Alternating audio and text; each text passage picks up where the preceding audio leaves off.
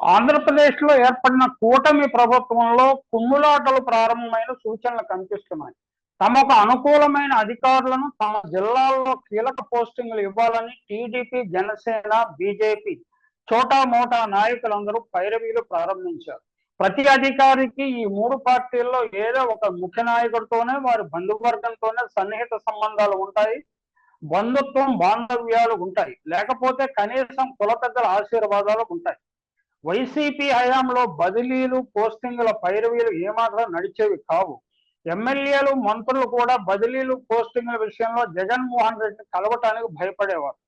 ప్రభుత్వంలో ఒకే power centre ఉండేది. రాజకీయ సలహాదారు మాటలకు విలువ ఉన్నప్పటికీ తుది నిర్ణయం జగన్మోహన్ రెడ్డిదే. ఇప్పుడు కూటమి ప్రభుత్వంలో 3 పవర్ సెంటర్లు తయారయ్యాయి. 1 చంద్రబాబు, 2 లోకేష్ బాబు, 3 పవన్ కళ్యాణ్. దీనికి తోడు 5 సంవత్సరాలుగా సంపాదన లేక అల్లాడిపోతున్న తెలుగుదేశం నాయకులు, కార్యకర్తలు సందు దొరికింది కదా కుమ్మేద్దాం అన్న ధోరణిలో ఉన్నారు. ఈ కోవలో ఎమ్మెల్యేలు కూడా చేరారు. తెలుగుదేశం అధికారంలోకి రాగానే వైసీపీ హయాంలో వర్షాకాల అవసరాల కోసం కుప్పబెట్టిన 40 లక్షల టన్నుల ఇసుకను దోచేయటం ఉదాహరణగా చెప్పుకోవచ్చు. ఇలాంటి దోపిడీలు భవిష్యత్తులో కొనసాగాలంటే రెవెన్యూ అధికారులు, పోలీస్ అధికారులు అండదండలు స్థానిక నాయకులకు అవసరం. వైసీపీ పాలనలో రెవెన్యూ, పోలీస్ అధికారుల అక్రమ ఆదాయాలు అధోగతి స్థాయికి పడిపోయాయి. అందువల్ల చంద్రబాబు తిరిగి అధికారంలోకి వస్తే తాము ఆడింది ఆట, పాడింది పాట అని భావించి అక్రమ మార్గాల్లో కూటమిని గెలిపించుకున్నారు. ఇప్పుడు అధికారంలోకి అధికారంతో వచ్చే భరణాలతో తమ వాటా కోసం అధికార యంత్రాంగం ఆవురావురు మంటుంది. ఈ ప్రక్రియలో భాగంగానే చంద్రబాబు ప్రభుత్వంలో 36 మంది ఐపీఎస్ అధికారులు, ఒక నాన్ కేడర్ ఎస్పీని బదిలీ చేసింది. 23 జిల్లాల ఎస్పీలకు స్థానచలనం కలిగించింది. ఈ స్థానాల్లో కొత్త అధికారులను నియమించింది. వైకాపాతో అంటకాగారనే ఫిర్యాదులు, విమర్శలు ఎదుర్కొంటున్న పలువురు ఎస్పీలకు ఎక్కడా పోస్టింగ్ ఇవ్వలేదు. వైకాపా ప్రభుత్వ బాధితులుగా గత 5 ఏళ్లుగా అప్రాధాన్య పోస్టుల్లో మగ్గిపోయిన కొంతమంది అధికారులకు బదిలీల్లో ప్రాధాన్యత వచ్చింది. రాష్ట్రంలో మొత్తం 26 జిల్లాలు ఉండగా ఎన్డీఏ ప్రభుత్వం ఏర్పడ్డాక తొలిసారి 23 జిల్లాల ఎస్పీలను బదిలీ చేసింది. అంతకు కొద్ది రోజుల ముందే విజయవాడ, విశాఖపట్నం పోలీస్ కమిషన్ బదిలీ చేసిన వారి స్థానాల్లో వేరే వారిని నియమించడం తెలిసింది. చంద్రబాబు నాయుడు తినిపించు అనే ధోరణికి, విధానానికి అనుకూలంగా ఉండే అధికారులకు కీలక పోస్టింగ్లు ఇచ్చినట్టు విమర్శలు వస్తున్నాయి. ఈ బదిలీల నేపథ్యాన్ని ప్రజలు సమగ్రంగా అర్థం చేసుకోవాలి. 2019లో అధికారంలోకి వచ్చిన జగన్మోహన్ రెడ్డి ప్రభుత్వం పాలనా యంత్రాంగాన్ని తీర్చిదిద్ది కరోనా మహమ్మారిని విజయవంతంగా ఎదుర్కొంది. ప్రజలకు 5 ఏళ్ల పాటు ప్రశాంతతతో కూడిన పాలన అందించింది. రాగద్వేషాలకు అతీతంగా ఆలోచించే వారందరికీ ఈ విషయం అవగతమవుతుంది. కూటమి పాలన వచ్చి నెల రోజుల్లో జరిగిన అరాచక, హత్యాకాండ సంఘటనలు వైసీపీ 5 ఏళ్ల పాలనలో ఎక్కడ జరగలేదు. అయినా పచ్చ మీడియా బాబు పాలనను మెచ్చుకుంటూ వైసీపీ పాలనను కించపరుస్తూనే ఉంది. 2024 జూలై 14న తాజా కొత్త పలుకులు ఆంధ్రజ్యోతి అధినేత రాధాకృష్ణ చిద్విలాసాన్ని అంతా ప్రదర్శించారు. అయితే ఆయన కొత్త పలుకుల్లో బిట్వీన్ ది లైన్స్ అంతరార్థాన్ని గమనిస్తే బుద్ధిజీవులకు వాస్తవాలు బయటపడతాయి. నిజానికి పార్టీ కార్యకర్తలకు ప్రభుత్వ నిర్ణయాలు ఏమాత్రం జోక్యం ఉండకూడదు. అయితే చంద్రబాబు పార్టీకి, ప్రభుత్వానికి మధ్య ఉండే సన్నని పొరను ఎప్పుడో చించేశాడు. అదే వరబడి అందరూ ముఖ్యమంత్రులు పాటించాల్సి వచ్చింది. పోలీస్ స్టేషన్ వద్ద పార్టీకి చెందిన కీలక వ్యక్తిని అనధికారికంగా సమన్వయకర్త లేక లాయిజానింగ్ కార్యకర్తగా మార్చేసిన ఘనత చంద్రబాబుదే. అంటే ఆయనకు సమాచారం లేకుండా ఎటువంటి కేసులను పరిష్కారాలు ఉండేవి కాదు. కేసుల్లో ఎన్ని డబ్బులు గుంజాలి, ఫిర్యాదుదారుల దగ్గర నుంచి కానీ, బాధితుల దగ్గర నుంచి కానీ అన్ని విషయాలు ఈ లైజానింగ్ వ్యక్తే నిర్ణయించేవాడు.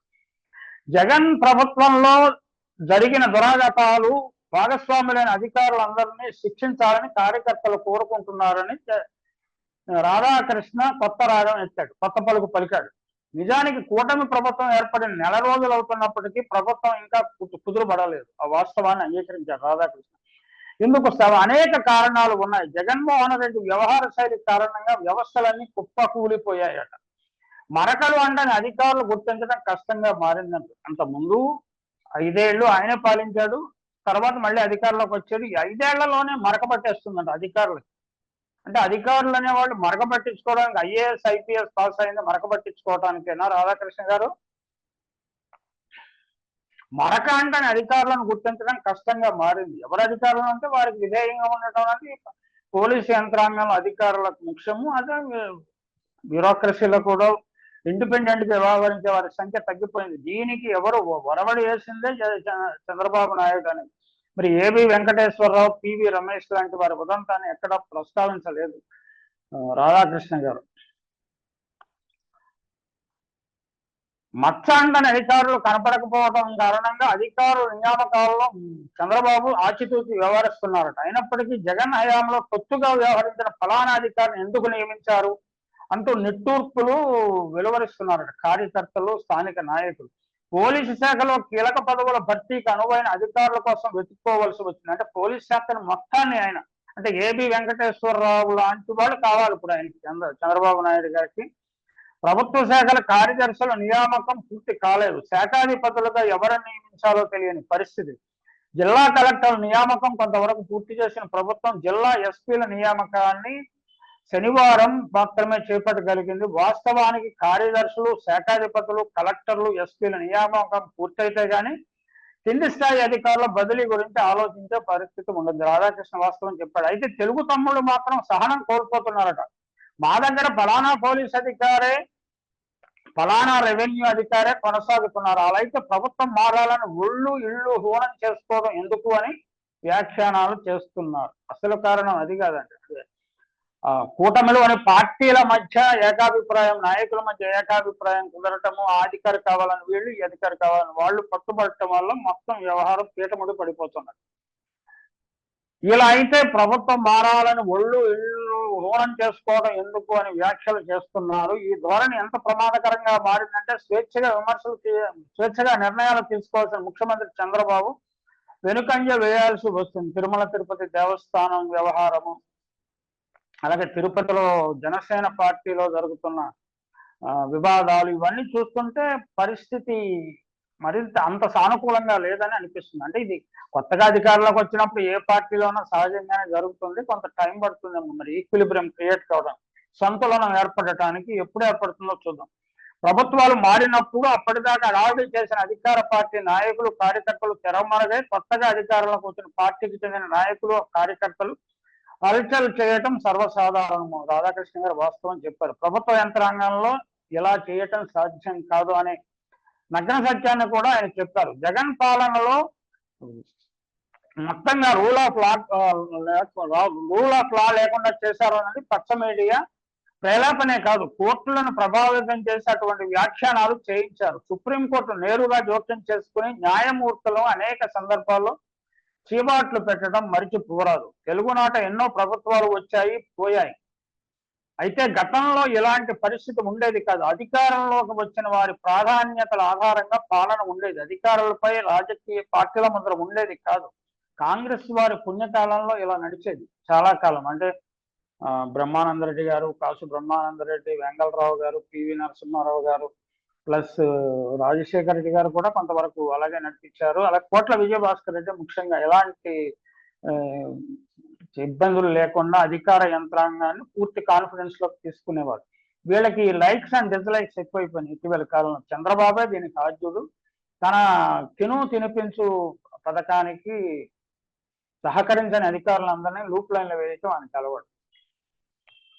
తెలుగునాట ఎన్నో ప్రభుత్వాలు వచ్చాయి, పోయాయి. అయితే గతంలో ఇలాంటి పరిస్థితి ఉండేది కాదు. అధికారంలోకి వచ్చిన వారి ప్రాధాన్యతల ఆధారంగా పాలన ఉండేది. అధికారులపై పార్టీల ముద్ర ఉండేది కాదు.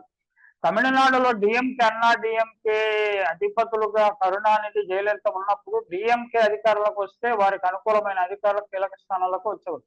అది సర్వ సహజము, సాధారణము. దాని గురించి కానీ నిజాయితీ పరులు విధేయుతంగా పాత ప్రభుత్వానికి సహకరించిన వారినందరినీ ఒకే బ్రష్ తోటి వీళ్ళందరూ తొత్తులు ఖైరాతీలు అని ముద్ర వేయడం సమంజసం కాదు. వారు ఏదైనా అధికారంలో ఉన్నప్పుడు తప్పుడు నిర్ణయాలలో అప్పటి ముఖ్యమంత్రికి కానీ మంత్రులకు కానీ సహకరిస్తే అలాంటి వారిని మాత్రమే శిక్షించాలి. అయితే నిజాయితీ, అవినీతి రహితం ఇలాంటి అంశాలన్నీ మరుగున పడిపోయాయి కాబట్టి ఎవరు మనకు సహకరిస్తారు, తినిపించు పథకానికి ఎవరు సహకరిస్తారు అనే ఆలోచన మాత్రమే ఈ అధికారుల నియామకంలోనూ బదిలీల్లోనూ ఉన్నది అనే విషయాన్ని ప్రజలు గుర్తిస్తున్నారు.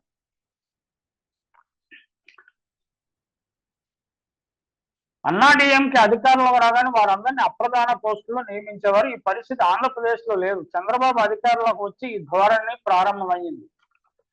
చంద్రబాబు సామాజిక వర్గానికి చెందిన వారు చేసే చట్ట విరుద్ధ వ్యాపారాలకు ప్రభుత్వం అధికారులు అండదండలు బాగా కావాలి. వారిది క్రోనీ క్యాపిటలిజం మాదిరిగా క్రోనీ బిజినెస్, ఆశ్రిత వ్యాపారం. అందువల్ల ప్రతి స్థాయిలోనూ తమకు అనుకూల అధికారులు కావాలని వారు కోరుకుంటున్నారు. వైసీపీ హయాంలో విధి నిర్వహణలో సమర్థంగా పనిచేసిన ప్రవీణ్ ప్రకాష్, శ్రీలక్ష్మి, పిఎస్ఆర్ ఆంజనేయులు, పివి సునీల్ కుమార్, సంజయ్ వంటి వారిని కూటమి ప్రభుత్వం టార్గెట్ చేస్తున్నది. అంటే రమేష్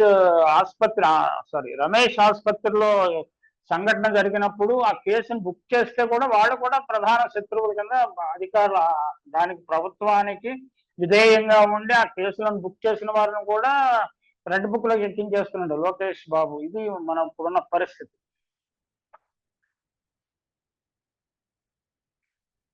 పచ్చ మీడియా వారి వ్యక్తిత్వ అనడానికి సహకరిస్తున్నది. స్కిల్ కుంభకోణంలో 241 కోట్లు హాంపట్ కావడానికి సహకరించిన పివి రమేష్ లాంటి వారి మీద పచ్చ మీడియా ఒక్క ముక్క కూడా రాయటం లేదు. అయితే రాధాకృష్ణ అప్పుడప్పుడు అసలు సిసలు సూత్రీకరణ కూడా చేస్తుంటాడు.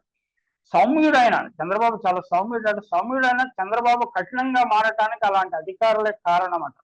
జగన్ రెడ్డి లేదా చంద్రబాబుకి సేవ చేసి తరించడానికే అధికారులు అఖిల భారత సర్వీస్కు ఎంపిక కాలేదు కదా. చట్టాలు నిబంధనలకు అనుగుణంగా ప్రజలకు సేవ చేయటం అధికారుల బాధ్యత. ముఖ్యమంత్రి కోసం అధికారులు కిరాయి సైనికులుగా మారటం సమర్థనీయం కాదు కదా. అధికారులు అంతగా చెడిపోవటమే ప్రస్తుత ముఖ్యమంత్రి చంద్రబాబుకు సమస్యగా మారినట్టు. అది రాధాకృష్ణ గారి అభిప్రాయం, మనం ఏం చెప్పలేం. అయితే ఇక్కడ కొన్ని నగ్న సత్యాలు, చాలా చక్కని సత్యాలు చెప్పాడు. గడిచిన కొన్ని రోజులుగా ఆంధ్రప్రదేశ్లో చోటు చేసుకుంటే కొన్ని సంఘటనలు ఆందోళన కలిగిస్తున్నాయి. తెలుగుదేశం, జనసేన నాయకులు, ఎమ్మెల్యేలు గత పాలకుల బాటలోనే వ్యవహరిస్తున్నట్లు వార్తలు వస్తున్నాయి. అంతకుముందు చంద్రబాబు పాలనలో పాటించారేమో చూడాలి. నరసరావుపేట పార్లమెంటు నియోజకవర్గానికి చెందిన ఒక ఎమ్మెల్యే తన నియోజకవర్గంలోనే 4 బార్ల యజమానులు తక్షణమే వాటిని ఖాళీ చేసి తమ మనుషులకు అప్పగించాలని హుకుం జారీ చేశారట. ఇంత వాస్తవాన్ని అంగీకరించాడు. అంటే రూల్ ఆఫ్ లా లేదు అనేది ఈయన అంగీకరిస్తున్నాడు. అనకాపల్లి పార్లమెంటు నియోజకవర్గంలోని ఒక జనసేన ఎమ్మెల్యే ఫార్మా కంపెనీ వాళ్ళు తనకు కప్పం కట్టాలని ఆదేశిస్తున్నాడు. ఇది కదా రూల్ ఆఫ్ లా లేకపోవటము.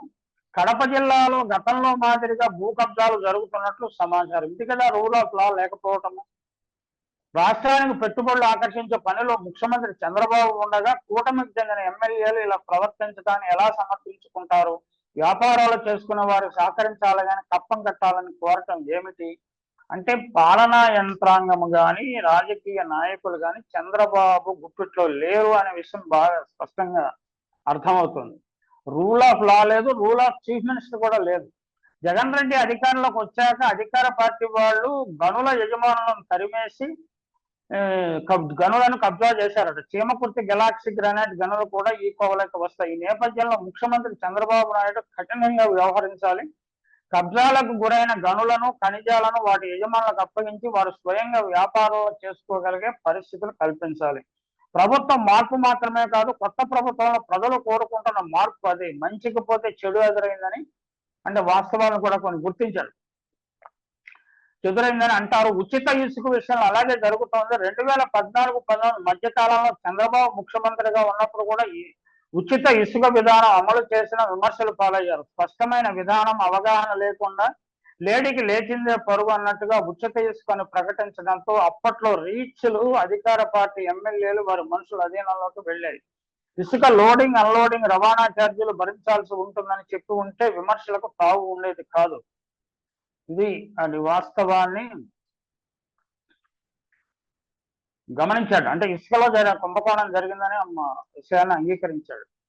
అలాగే ముఖ్యమంత్రి చంద్రబాబు ప్రభుత్వం మారినంత మాత్రం అధికారులు కొత్తగా పుట్టుకురారనే విషయాన్ని గమనించాలి. కనుక పూర్తిగా చెడిపోయిన అధికారులను వదిలేసి మిగతా వాళ్లకు ప్రభుత్వ ప్రాధాన్యతలను వివరించి వారితోనో పని చేయించుకోవాలి. ఈ విషయంలో తెలుగు తమ్ముళ్ళు కూడా ఆవేశాన్ని తగ్గించుకొని చంద్రబాబుకు సహకరించాలన్నట్లుగా రాధాకృష్ణ గారు హితోక్తులు పలుకుతున్నాడు. మొత్తం మీద అయితే పొరపాట్లు ఉన్నాయి, లోపాలు ఉన్నాయి, తప్పులు జరుగుతున్నాయి, కబ్జాలు జరుగుతున్నాయి, అక్రమాలు జరుగుతున్నాయి, అవినీతి జరుగుతున్నది అనే విషయాన్ని అంగీకరించాడు. ఇదే కదా మనం గత 40 రోజులుగా చెప్తున్న విషయము. రూల్ ఆఫ్ లా పోవటం నిజానికి ఇప్పుడు జరిగింది. రూల్ ఆఫ్ లా అంతకుముందు రూల్ ఆఫ్ లా ఉంది. ఎవరో ఒకరి మాట కట్టుబడి ప్రభుత్వం నడిచేది. ఇప్పుడు అలా లేదు పరిస్థితి. ఏం జరుగుతుందో చూద్దాం.